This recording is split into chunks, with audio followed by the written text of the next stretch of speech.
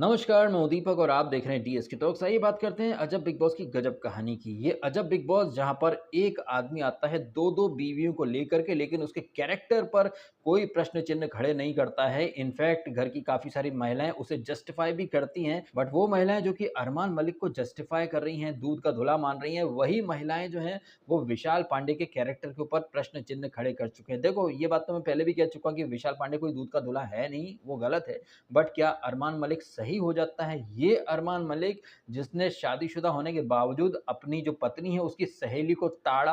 अब ताड़ा किस इंटेंशन, किस नीयत से ताड़ा? न सिर्फ ताड़ा बल्कि उसे अपनी दूसरी लुगाई भी बना लिया। और घर पर उसकी पूजा तो नहीं करता होगा, ऑफ कोर्स सेक्सुअली उसकी तरफ वो अट्रैक्ट हुआ होगा, तभी उसने उसको ताड़ा। फिर अपनी बीवी की रजामंदी से जो गोलू है उसको दूसरी बीवी बना करके ले आया। और ये पायल मलिक जो कि सोशल मीडिया पर अपनी फैमिली के लिए स्टैंड स्टैंड की वो पीपड़ी बजा रही है। काश पायल मलिक ने अपने लिए भी स्टैंड लिया होता कि भैया मुझ में ऐसी क्या कमी है। वो जो चक दे इंडिया का जो फेमस सीन है वो तो आपको पता ही होगा ना, जहाँ पर एक फीमेल जो सीनियर प्लेयर रहती है वो कोच कबीर खान को सीड्यूस करने के लिए अपनी जैकेट की वो जिप वगैरह खोलती है। आखिर मुझ में ऐसा क्या नहीं है जो उसमें? तो पायल मलिक ने अगर ये सवाल अरमान मलिक से किया होता तो अभी जो उनका स्टैंड है वो हमें वाजिब भी लगता, लेकिन नहीं। ये पायल मलिक एक नंबर की दोगली है, नौटंकीबाज है, बिल्कुल राखी सावंत की तरह। उसे भर भर के टक्कर दे रही है वो चंद्रिका कुमार तुंगा उर्फ हार्ट पेशेंट उर्फ वड़ा पाव बनाने वाली, जो कि कल रात के एपिसोड में बड़ी मोरालिटी की मसीहा बन करके घूम रही थी। और जिस अंदाज में ये चंद्रिका कुमार तुंगा जो शिवानी को टारगेट कर रही थी, मुझे वो बिग बॉस 12 की वो आ गई, वो कौन थी, मिस मेबलिन, प्लीज बदतमीजी मत करो ना। आपने भी देखा होगा, नाना करते हुए भी चंद्रिका कुमार तुंगे ने तकरीबन 10 से 20 बार बदतमीज बदतमीज बदतमीज, ये बदतमीजी करती है, ये बदतमीज है। अरे वो बदतमीजी कर रही है तो जनता उसको देख लेगी ना। आप क्यों मोरालिटी की इतनी मसीहा बन रही हो? अगर आप मोरालिटी की इतनी मसीहा बन रही हो, जिस तरह से वो आई थिंक एपिसोड के स्टार्ट में ही ये बात कर रही थी ना, इससे शिवानी से, अपनी पंचायत बिठा करके ऐसे करके, तू उसके साथ कैसे बैठ सकती है, तू उसको माफ कैसे कर सकती है, उठ बैठ कैसे कर सकती है उसके साथ, ओ भाई तूने उसको माफ कर दिया। बट यही चंद्रिका कुमार तुंगा एपिसोड के आखिरी वाले हिस्से में, मैंने तो कभी उसको उसके साथ उठने बैठने के लिए नहीं टोका। और चंद्रिका कुमार तुंगा की हाँ में हाँ मिला रहा था कौन? वो गंदी नाली का एनाकोंडा अरमान मलिक। खुद तो साला अपनी बीवी की दोस्त पर गंदी निगाह रखता था, वो मोरालिटी और कैरेक्टर के ऊपर लोगों को सर्टिफिकेट बांटता फिर रहा है। तो इसे अजब बिग बॉस की गजब कहानी ना कहा जाए तो क्या कहा जाए? ये नौटंकीबाज वंडर वुमन वड़ा पाव जो कभी खुद को हार्ट पेशेंट बोलती है, इसको कोई कुछ भी बोल दे तो ये पट्ट से रोने लगती है। और इस वंडर वुमन वड़ा पाव का प्रचंड लेवल का दोगलापन आपने कल के एपिसोड में जो नॉमिनेशन टास्क थी ना वहां पर भी देखा होगा। पहले तो ये जो चंद्रिका कुमार तुंगा है एपिसोड के शुरुआती हिस्से में इसको शिवानी को लॉयल्टी का, दोस्ती का पाठ पढ़ाती है। देख, मैं, तू और मादा मकबूल अपना ग्रुप है, लॉयल्टी। वहां पर मादा मकबूल कुछ लॉयल्टी और इसकी बात कर रही थी और उसका पूरा कट कॉपी पेस्ट वो कर रही थी चंद्रिका कुमार तुंगा। नॉमिनेशन के पहले अपना ग्रुप है, अपनी लॉयल्टी है, लेकिन यही चंद्रिका कुमार तुंगे नॉमिनेशन टास्क के दौरान इसको शिवानी कुमारी को मतलब सेव नहीं करती है। बट बाद में जब शिवानी कुमारी को चक्कर और ये सब आते हैं, वो रोती है, अपनी भड़ास निकालती है, तब यही चंद्रिका कुमार तुंगी, मेरे हाथ कांप रहे थे, दिल और दिमाग में एक वो चल रही थी, फाइट चल रही थी, मैं ही जानती हूँ मैं कल को वोट आउट होगा तो मैं तेरे को ही डिफेंड करूंगी। क्या डिफेंड करेगी? और ये क्या जद्दोजहद और हाथ कांप रहे? भाई ये सरासर नौटंकी थी चंद्रिका कुमार तुंगे की, सॉरी, ये वंडर वुमन वड़ा पाव की ये नौटंकी थी। और इस नौटंकी को तो कॉल आउट किया जाना चाहिए, लेकिन नहीं। अनिल कपूर तो आएंगे और टिश्यू पेपर लेकर के उसकी दुख भरी दास्तां पर, ओहो हो बड़ी दुख भरी कहानी है तेरी, बस कर बगली, रुलाएगी क्या सर? मेरे पास कोई जॉब ऑप्शन नहीं था, लेकिन ऑप्शन बहुत सारे थे, लेकिन बेबी छोटा था, काम नहीं कर सकती थी, बेबी को कैसे छोड़ देती? लेकिन 20-25 दिन से बेबी को छोड़ करके बिग बॉस में दोगलापन दिखा रही हूँ, but I am a strong woman, I am a face of morality, मसीहा हूँ मोरालिटी की। लेकिन ये मोरालिटी के लेक्चर शिवानी को दूंगी, विशाल को दूंगी, बट अरमान को नहीं, उसको नहीं दूंगी। जबकि देखा जाए तो घर में जितनी फीमेल है उन्हें सबसे ज्यादा खतरा अरमान मलिक से ही है, क्योंकि वो अरमान मलिक जो एक बीवी का नहीं हुआ, दूसरी बीवी का नहीं हुआ, दो बीवी को छोड़ करके तीसरी को भी पकड़ लिया। ऑल दो दूसरी और तीसरी तो साथ में चल रहे हैं। और ये गोलू और वो जो गुलगुल गप्पा है भाई, ये भी मतलब चिड़ान है कद एक नंबर के। मैं तो इसके बारे में ऑलरेडी मैंने कम्युनिटी पोस्ट किया भी है कि भाई आज का जो यूथ है, आज के जो लोग हैं, उनका टेस्ट, उनका आईक्यू का लेवल कितना गिर चुका है कि वो चिड़ांदपंती को देखते हो, उनके मिलियंस ऑफ सब्सक्राइबर हैं, इधर हमको देखो साला 1 लाख सब्सक्राइबर नहीं हो पा रहे, जबकि आपको अवेयर करना चाहते हैं, आपको सच्चाई दिखाना चाहते हैं, लेकिन नहीं, शायद लोगों को भी चिड़ांदपंती, क्रिंजपंती ही ज़्यादा पसंद आती है और उस क्रिंजपंती को डिफेंड करने वाले लोग यहाँ पर भी आएँगे और मुझे हेटर बोलेंगे, ये बोलेंगे, वो बोलेंगे। वैसे आगे मैं कंटिन्यू करूँ वीडियो, मैंने इंस्टाग्राम पर एक क्लिप डाला है चंद्रिका कुमार तुंगे के दोगलेपन का, आप चाहें तो देख लीजिएगा, आपको खुद को यकीन हो जाएगा कि चंद्रिका कुमार तुंगे ने कितनी जल्दी अपने खुद के रंग बदल लिए, अपने स्टेटमेंट को थूक करके चाट लिया, लेकिन खुद को महान डिक्लेयर करती फिरती है। इसको जब वीकेंड का वार में वो टीका लगाया गया था कलंक वाली टास्क में, तब भर-भर के रोती है। मतलब इसका रोना रोना और किसी और का रोना ड्रामा। ये बिल्कुल वैसा ही है जैसे कि बिग बॉस 16 में वो थी ना, वो महान ट्रू बलिदानी true real for reality show वाली, वो खुद रोए तो भैया रियल आंसू, बट वो सुम्बुल डुम्बुल रोया करती थी, अच्छी-अच्छी एक्टिंग कर लेती हो, वाह, वाह, वाह! तो ये जो फीमेल कंटेस्टेंट होती है ना, जो बिग बॉस में आती हैं, उनके फैन्स अक्सर ना मेरे को हेटर बोलते हैं, नेगेटिव बोलते हैं, पता नहीं क्या-क्या बोलते हैं, बट काफ़ी सारे रीज़न्स हैं कि क्यों मुझे ये फीमेल कंटेस्टेंट पसंद नहीं आती हैं। कुछ एक एक्सेप्शनल केस अगर हों, तो वो अलग बात है, otherwise majority of the time जितनी भी ये फीमेल कंटेस्टेंट आती हैं, कोई वो मिस मेबलिन बदतमीज़ी मत करो, मसला हो गया, वो कद्दूलीना, डम्बोलीना, फेक फेमिनिज़्म ये महिलाएँ भर-भर के दिखाती हैं और भैया मेरे से ये फेक फेमिनिज़्म बिल्कुल बर्दाश्त नहीं होता है। एक रूल अगर आपने विशाल के लिए लागू किया है, वही रूल आप अरमान के लिए लागू क्यों नहीं कर सकते हो? लेकिन नहीं भैया, अरमान मलिक ने जो करा उसके ऊपर कोई बात नहीं करेगा। हाँ, आई थिंक मुझे फर्स्ट वीक में एक सीन याद आता है, वहाँ मादा मकबूल ने अरमान मलिक से कहा था कि रोल रिवर्स होते तो आप क्या करते? क्या होता अगर गोलू या पायल एक मर्द को लेकर के आ जाती, तो क्या आप शेयर करते? तो अरमान मलिक ने बोला ऐसे कैसे कर लेती, वैसे कैसे कर लेती? तो अरमान मलिक की ये जो छिछोरपंतियाँ हैं उसको कॉल आउट किया जाना चाहिए और ये जो मोरालिटी की मसीहा बन रही हैं, इनको एक फर्म स्टैंड लेना चाहिए। अगर आप विशाल के लिए एक रूल बना रहे हो तो वही रूल अरमान मलिक पर पहले लागू होना चाहिए, लेकिन नहीं भैया। बड़ी कन्वीनिएंटली, बड़ी ही मतलब अपनी सहूलियत से ये लोग अपना जो कार्ड है वो खेलती हैं और वीकेंड का वार में अनिल कपूर ने बार-बार कहा इसको चंद्रिका कुमार तुंगे को भी कि जो है वो मुँह पर बोलो, लेकिन आपने देखा कल के एपिसोड में भी मुँह पर कुछ नहीं बोलती है, पीठ पीछे आकर के अरे ज़िम्मेदारी उठाओ, रिस्पॉन्सिबिलिटी उठाओ, वो तो करती नहीं है, ये है, वो है, ड्रामा है, ये है, वो है। मुँह पर कुछ नहीं बोलती, मुँह पर विशाल के सामने भी अच्छी है, कटारिया के सामने भी अच्छी है, लेकिन पीठ पीछे तू उसके साथ कैसे बैठ सकती है? अरे उसके साथ वो वैसे ही बैठ सकती है जैसे तुम लोग अरमान मलिक के साथ बैठ सकते हो। It's as simple as that. Anyway इससे पहले कि मैं फ्लो में भूल जाऊँ और वैसे भी आजकल मैं बोलता कम हूँ इस बारे में, वीडियो अच्छा लगे तो लाइक ज़रूर कीजिएगा और कीजिएगा चैनल को सब्सक्राइब। तो ये जो एपिसोड शुरू होता है दिन नंबर 17 और सवेरे 8 बजे का टाइम था। गाना क्या बजता है, रंग जमा ले, हई जमा ले, जबकि जिस तरीके से चीज़ें गई हैं कल के एपिसोड में, गाना एक्चुअली में ये होना था कि संदेशे आते हैं, हमें तड़पाते हैं, कि चिट्ठी आती है, कि पूछे जाती है कि किसको बचाओगे, किसको निकालोगे। For a change nomination task में यहाँ पर आप किसको सेव करना चाहते हो, ये चिट्ठी पत्री वाला कार्यक्रम होता है। हालाँकि उसके पहले ये विशाल और कटारिया अपनी बातें करते रहते हैं। उधर ये क्या नाम इसका अरमान मलिक भी अपने ज्ञान देता रहता है। साई कीर्तन उससे सना सुल्ताना से बात करता रहता है कि विशाल ने किया है, वो गलत किया है। ऑल्दो उसको थप्पड़ पड़ा तो मैंने उसको पकड़ लिया था बिकॉज़ फेस खराब नहीं होना चाहिए। इस तरह की बातें होती रहती हैं और इन्हीं सारी बातों के दौरान वो मोरालिटी की जो नई मसीहा वंडर वुमन वड़ा पाव, वो प्रवचन देना शुरू कर देती है शिवानी कुमारी को। शिवानी कुमारी और रणबीर का हमेशा टॉम एंड जेरी वाला चलता रहता है। अच्छा, शिवानी कुमारी और रणबीर शौरी इनका अब कुछ ज़्यादा हो रहा है। बदतमीज़ वाला जो एक नैरेटिव बन रहा है, अब जस्ट बिकॉज़ कि शिवानी कुमारी गाँव से आई है तो उसकी लैंग्वेज, उसका रहन-सहन, भाषा, व्यवहार हर चीज़ आपको बदतमीज़ लग रहा है। लेकिन सो कॉल्ड सिटीज़ में रहने वाली ये जो सेलिब्रिटीज़ हैं, ये एक-एक चीज़ पर, हर एक वर्ड पर एफ वर्ड यूज़ कर सकते हैं। वो इन्हें कूल बना देता है और इनका ये जो नैरेटिव है इसको काफ़ी बढ़िया तरीके से कल काउंटर करा था लवकेश कटारिया ने। बहुत उम्दा तरीके से उसने यहाँ पर शिवानी के लिए एक स्टैंड लिया कि भाई बदतमीज़ क्या होता है? बदतमीज़ मतलब कोई किसी को बोल के चला जाएगा, यहाँ किसी से दबने के लिए नहीं आए हैं और बड़े हैं तो क्या मतलब वो उन्हें लाइसेंस मिल जाता है क्या किसी को बदतमीज़ कहने का? बड़े हैं तो बड़प्पन दिखाएँ वो अपना ही। अब जिस तरीके से यहाँ पर कटारिया ने शिवानी के लिए स्टैंड लिया और ये वड़ा पाव वुमन की बोलती बंद करी है, ये तो भैया काबिल-ए-तारीफ़ है। और रणवीर शौरी जो कि इसको शिवानी को बदतमीज़ बोल के खुद पतली गली से निकल जाते हैं, भैया वो एड़ा बन के पेड़ा खा रहे हैं, सीधी बात है ये। रणवीर शौरी के बारे में मैंने कहा कि रणवीर शौरी और साई केतन मेरे को डिसेंट लग रहा है, बट कल के एपिसोड में ये दोनों ही ना मुझे काफ़ी घटिया लगे हैं। सबसे पहली बात कि रणवीर शौरी अगर बड़ा है तो वो बड़े की तरह बड़प्पन दिखाए, लेकिन रणवीर शौरी ने भी ना सॉफ्ट टारगेट पिक कर लिए हैं।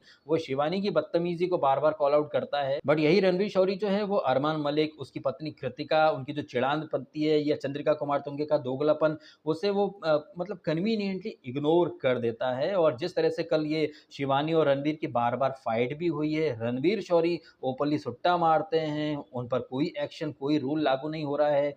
तो साई चेतन और रणवीर जो कि पिछले वीक तक काफ़ी सही जा रहे थे, लेकिन कल मुझे काफ़ी चीज़ें इनकी काफ़ी गलत लगी हैं। जिस तरीके से वो जो नॉमिनेशन वाली टास्क थी, जिसमें कि नैज़ी ने तो साई केतन के लिए चिट्ठी भी लिखी, बट साई केतन ने उसके लिए चिट्ठी नहीं लिखी और बाद में नैज़ी जब उससे बात करता है, तो साई केतन बोलता है, "अरे! तू तो वैसे भी नहीं जाने वाला है, तू तो सेफ रहने वाला है।" और उसके पहले वो वॉशरूम में सना सुल्ताना से वो विशाल के बारे में बात कर रहा था कि विशाल का घटिया था, ये था। अगर विशाल घटिया था मुन्ना, तो ये अरमान मलिक के ऊपर तुम्हारी आँखें कब खुलेंगी? मैं तो ये एक्सपेक्ट कर रहा था कि ये साई केतन और रणवीर शौरी जो कि डिसेंट है सबसे, ये थोड़ा अपना खुद का दिमाग लगाएँगे और ये मतलब एक काउंटर करेंगे कि भाई अरमान मलिक, तुम्हारा थप्पड़ मारना सही तो नहीं था, क्योंकि अगर तुम अपनी एक ही पत्नी के लिए लॉयल रहते, तो हमें समझ में आता, लेकिन तुम खुद अपनी पत्नी के साथ उसकी सहेली को भी मतलब यूज़ करते रहे। और किस लिए यूज़ कर रहे थे? ऑब्वियसली तुम उसको ताड़ते थे, निहारते थे, फिगर पर मोहित हो गए थे। तुम वही चीज़ करो तो सही, लेकिन कोई और कर दे तो गलत। तो यार इस तरीके से I was expecting Ranvir Shorey और साई केतन एक फर्म स्टैंड लेंगे, अरमान को भी आईना दिखाएँगे, लेकिन नहीं, वो भी मतलब भेड़-चाल में ही चल पड़े। एनीवेज़, तो ये जो नॉमिनेशन वाली टास्क थी, इसमें किसने किसके लिए चिट्ठियाँ लिखी बचाने के लिए, आपको वो भी बता देते हैं। लव ने लिखा विशाल के लिए, विशाल ने लिखा लव के लिए, शिवानी के लिए लव ने लिखा, और शिवानी जो है वो कुछ चिट्ठी पढ़ पाई, फिर बोलती है अंग्रेजी में लिखा है, हमसे पढ़ा ना जाएगा, तो भैया विशाल तुम आके पढ़ दो। तो विशाल जो रहता है वो चिट्ठी पढ़ता, लेकिन विशाल जो चिट्ठी पढ़ता है वो हिंदी में ही पढ़ता है, अंग्रेजी में क्या लिखा था, आई थिंक टास्क या सिचुएशन। तो शिवानी कुमारी क्या इतनी अनपढ़ है कि उन्हें थोड़े बहुत अंग्रेजी के शब्द नहीं आते? वो तो इन्फ्लुएंसर है, काफ़ी सब्सक्राइबर है, यूट्यूब पर वीडियो डालती है, एडिट वगैरह करती होगी, लेकिन शिवानी जो है वो अंग्रेजी नहीं जानती है, आपको बस यही चीज़ माननी है। एनीवेज़, फिर आती मादा मकबूल की बारी, उनके लिए विशाल चिट्ठी लिखता है, शिवानी चिट्ठी लिखती है और चंद्रिका कुमार तुंगा, आहा! क्या बात है, बड़ी बॉन्डिंग है, क्योंकि इनका ग्रुप जो है ना, शिवानी, चंद्रिका और ये मादा मकबूल। फिर वंडर वुमन वड़ा पाव आती है, उनके लिए दीपक चौरसिया, तुम बड़ी महान हो, तुम मेहनती हो, ये हो, वो हो। शिवानी, चूँकि इनके ग्रुप था ना भाई, लॉयल्टी दिखानी थी, फिर मादा मकबूल भी चिट्ठी लिख देती है। मतलब अब यहाँ पर आप समझिए तगड़ा वाला गेम, चंद्रिका कुमार तुंगे, मादा मकबूल और शिवानी, ये जो 3 हैं, ये एपिसोड के स्टार्ट में क्लेम भी करते हैं अपना ग्रुप है, तो वहाँ पर लॉयल्टी जो है वो शिवानी ने तो निभाई, लेकिन जब बारी आती है चंद्रिका कुमार तुंगे की, तो वो शिवानी का नाम ही नहीं लेती है। तो शिवानी जो रहती है उसके लिए एक चिट्ठी आती है लव की तरफ से, लव को विशाल की तरफ से, विशाल को लव की तरफ से, और दीपक चौरसिया जो कि घर में कुछ नहीं कर रहे हैं। अच्छा, दीपक चौरसिया जो हैं, उनके पैर अभी काम नहीं कर रहे, वो व्हील चेयर पर बैठे रहते हैं, लेकिन क्या वो पढ़ भी नहीं सकते? जिस तरह से उन्हें हर चीज़ में सपोर्ट की ज़रूरत पड़ रही है, चिट्ठी पढ़ने के लिए वो रणवीर को खड़ा कर लेते हैं और चिट्ठी अकेले रणवीर ही लिखता है। तो दीपक चौरसिया को सिर्फ एक चिट्ठी मिलती है, लव कटारिया और इसको क्या नाम है इसका, विशाल और शिवानी, इन्हें एक-एक चिट्ठी मिलती है, ये चारों हो जाते हैं नॉमिनेट, और साथ में अरमान मलिक जो कि पूरे सीज़न के लिए नॉमिनेटेड है। क्यों? क्योंकि उसने थप्पड़ मारा था। अब यहाँ पर थप्पड़ की जो प्रथा चल रही है, उस थप्पड़ के बाद उस थप्पड़ को जस्टिफाई करने की जो प्रथा चल रही है, यहाँ पर जो फैन्स हैं, जो पीआर हैं, एक्स कंटेस्टेंट हैं, उनका भी प्रचंड दोगलापन निकल कर के आता है मित्रों, क्योंकि कुछ मैंने ट्वीट देखे उन लोगों के जो कि बिग बॉस के खबरी वगैरह हैं, और ये जो खबरी-छबरी हैं, ये सिद्धार्थ शुक्ला का एक मतलब डीपी लगा करके रखते हैं, प्रोफाइल कवर पिक वगैरह जो रहता है वो लगा के रखते हैं। गोट-गोट बोलते हैं, जबकि आपने सबने देखा कि सिद्धार्थ शुक्ला ने बिग बॉस 13 में कैसी हिंसा करी थी। अब काफ़ी लोग बोलेंगे भाई अब वो इस दुनिया में नहीं है, तो क्यों बात कर रहे हो, गड़े-मुर्दे उखाड़ रहे हो? बात गड़े-मुर्दे उखाड़ने की नहीं है, बात बहुत डीप है, गहरी है। अगर कुछ लोगों ने बिग बॉस 13 में हिंसा को जस्टिफाई नहीं किया होता, सपोर्ट नहीं किया होता, तो आज ये जो जिस तरह से थप्पड़ मारने के बाद भी लोग टिक जाते हैं, और इस तरह का एक अलग ही ट्रेंड चल रहा है पीछे के सीज़न में, उसके पहले के सीज़न में थप्पड़ मारो, 1 दिन का पनिशमेंट झेल लो या फिर पूरे सीज़न के लिए नॉमिनेट हो जाओ। तो वो तमाम लोग जो आज मेकर्स के ऊपर सवाल खड़े कर देते हैं, क्योंकि कुछ खबरी जो कि बिग बॉस 13 में सिद्धार्थ शुक्ला की हर हिंसा को जस्टिफाई करते थे, हिमालय, हिमालय बोला करते थे। अब वही खबरी जो है वो ट्वीट करते, ओह माय गॉड! थप्पड़ भी मार दिया और बिग बॉस ने स्पेशल केस देकर के पूरे सीज़न के लिए नॉमिनेट कर दिया। Slow claps for Bigg Boss. अच्छा, ये जो चपड़गंजू जो लोग हैं ना भाई साहब। और इनके जैसे बहुत सारे फैन्स हैं, ऐसे ही फैन्स हैं जिनकी वजह से बिग बॉस जो है वो कभी सुधरने का नाम नहीं लेता। क्योंकि बिग बॉस को तो ये फैन्स क्रिटिसाइज़ कर देते हैं, लेकिन ये फैन्स कभी खुद के गिरेबान में नहीं देखते हैं। ऐसे बहुत सारे फैन्स हैं जिन्होंने बिग बॉस 13 के अंदर सिद्धार्थ शुक्ला की हर हिंसा को जस्टिफाई करा, बट उन्हीं लोगों ने बिग बॉस 15 में जब प्रतीक सहजपाल को अपना फेवरेट बना लिया और जब कुंद्री ने उठा करके पॉटिक को फेंका और एक बार किक मारी तो घुंघरू फोड़ दिया उसके पॉटिक के, तो वो फैंस जो कि बिग बॉस 13 में तो हिंसा को वाह वाह हिमालय से टकराओगे तो चूर-चूर हो जाओगे वाह वाह, उस सीजन में हिंसा को ग्लोरीफाई जस्टिफाई करने वाले लोग बिग बॉस 15 में अरे पॉटिक के कंचे फोड़ दिए बिग बॉस, कुंद्री को बाहर निकालो प्लीज निकालो। वही फैंस जो कि बिग बॉस 13 में हिंसा को जस्टिफाई कर रहे थे, वही फैंस फिर बोलते हैं अरे अर्चना ने शिव के टैटू पकड़ लिया। तो ऐसे फैंस जो कि गिरगिट से भी जल्दी रंग बदल लेते हों, ऐसे ही फैंस तो बिग बॉस की टारगेट ऑडियंस है। और जब बिग बॉस ने देख लिया कि फैंस अपने फेवरेट के हिसाब से रूल बदल लेते हैं, तो फिर बिग बॉस अपने रूल क्यों ना बदल ले। जबकि अगर मैं अपनी बात करूं, मैं तब भी हिंसा के खिलाफ था, मैं तब भी ओपन फेवरेटिज्म के खिलाफ था, मैं आज भी फेवरेटिज्म और हिंसा के खिलाफ हूं। और वो लोग जो कि मेरे को सिद्धार्थ शुक्ला का हेटर बोलते फिरते हैं, मैं सिद्धार्थ से कम उस सीजन में मेकर्स की प्लानिंग उनकी स्क्रिप्ट के अगेंस्ट ज्यादा था। और मेकर्स का जो फेवरेटिज्म है, उनकी स्क्रिप्ट है, उसको मैं हमेशा एक्सपोज करता रहा हूं। अगर लोगों ने उस सीजन में हिंसा को जस्टिफाई नहीं किया होता तो शायद ये हिंसा एक आम बात नहीं हो जाती। जिस तरह से क्रिंज कंटेंट को जनरलाइज कर दिया गया है, नॉर्मलाइज कर दिया गया है, अरमान मलिक और उसकी जो बीवियां हैं वो ठरकपंथी को नॉर्मलाइज कर रहे हैं, जनरलाइज कर रहे हैं, उसी तरह से फैंस ने हिंसा को भी नॉर्मलाइज कर दिया।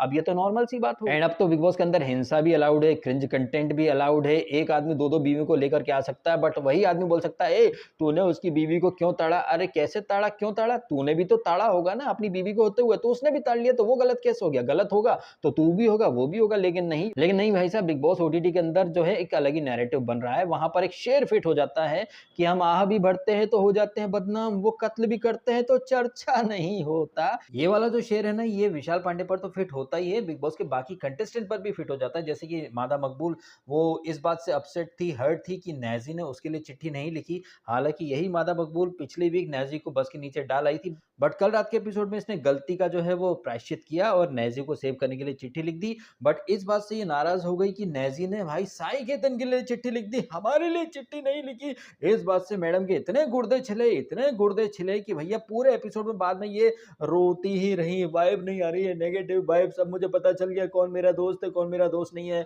वहीं नेजी नाम का जो नर है, उसे रियलाइज हो गया कि मादा मकबूल जो है वो दिल की इतनी बुरी नहीं है। अब भैया वो उसको वापस से मस्का पॉलिश में लगा है। वो साई केतन से बात करेगा, भैया मैंने तेरे को आपला मानो समझ करके तेरे को सेव करा, तेरी प्रायोरिटी में तो मैं हूँ ही नहीं यार भैया। इस चक्कर में मैं मादा मकबूल की बुक में वापस से बैड बुक्स में चला गया।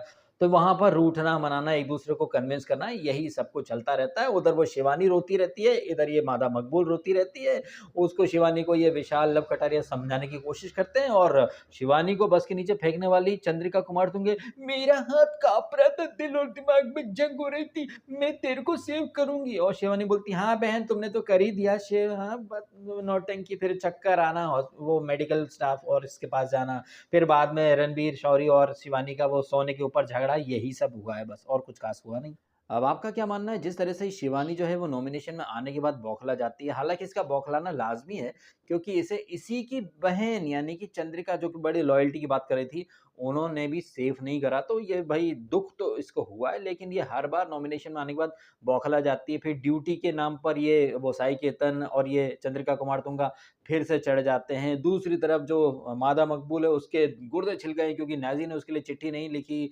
हालांकि पिछली वीक नाजी को इन्होंने नॉमिनेट कर दिया था, नाजी ने इस तरीके से वहां पर ड्रामा नहीं करा था, लेकिन ये मोहतरमा तो ओवर द टॉप ड्रामा कर रही थी, भर भर के एक्सप्रेशन दे रही मोनोलॉग के लिए, इमोशन वाले, ये वो दुनिया भर का, ये सब नौटंकी चली है। लेकिन कल की नौटंकी में नंबर वन रही है चंद्रिका कुमार तुंगे। मेरे हाथ कांप रहे थे, तेरे लिए चिट्ठी नहीं लिखी तो मेरे दिल और दिमाग में, ये नौटंकी भैया सीधी सी बात है। अच्छा, नौटंकी से ना एक बहुत बड़ी वाली नौटंकी याद आई मुझे मित्रों की, ये तमाम महिला जो बिग बॉस की, जो कि शिवानी को ज्ञान दे रही थी कि तुम विशाल के पास कैसे बैठ सकती हो, उसने ये करा वो करा, लेकिन वो तमाम लोग जो कि विशाल का स्टेटमेंट पकड़ के चल रहे हैं, उन सबके सामने कल रणवीर शौरी ने वो गोलू यानी कृतिका मलिक को फ्लाइंग किस दिया है। अब तो कोई नहीं बोल रहा कि भैया किसी की पत्नी को उसके पति के सामने तुमने फ्लाइंग किस कैसे दे दिया। अब कहाँ मर गए वो मोरालिटी के जितने मसीहा। अब कोई नहीं बोलेगा कि एक शादीशुदा औरत को रणवीर शौरी ने फ्लाइंग किस कैसे दे दिया। अब भाई साहब किसी को इंटेंशन फिनटेंशन कुछ दिखाई नहीं देगा। मतलब किसी का स्टेटमेंट जो है वो तो बुरी इंटेंशन वाला दिख गया, लेकिन किसी और की पत्नी को कोई और पुरुष जो है वो फ्लाइंग किस दे रहा है। अरे भैया वो मॉडर्न हैं, वो शहरी हैं, वो अंग्रेज़ी में बात करते हैं, फ्लाइंग किस तो आम बात है। आहा! कितनी सहूलियत से ना लोग मुद्दा बना लेते हैं, ये चीज़ तो आपको बिग बॉस ओटीटी में अच्छे से दिखाई दी है। अब आपका क्या मानना है इन सारी ही बातों के बारे में कमेंट करके अवश्य बताइएगा। बातों से रिलेट कर सकते हैं तो भैया वीडियो को लाइक भी कीजिएगा और कीजिएगा चैनल को सब्सक्राइब भी। मिलते हैं आपसे अगले वीडियो में। Thank you so much.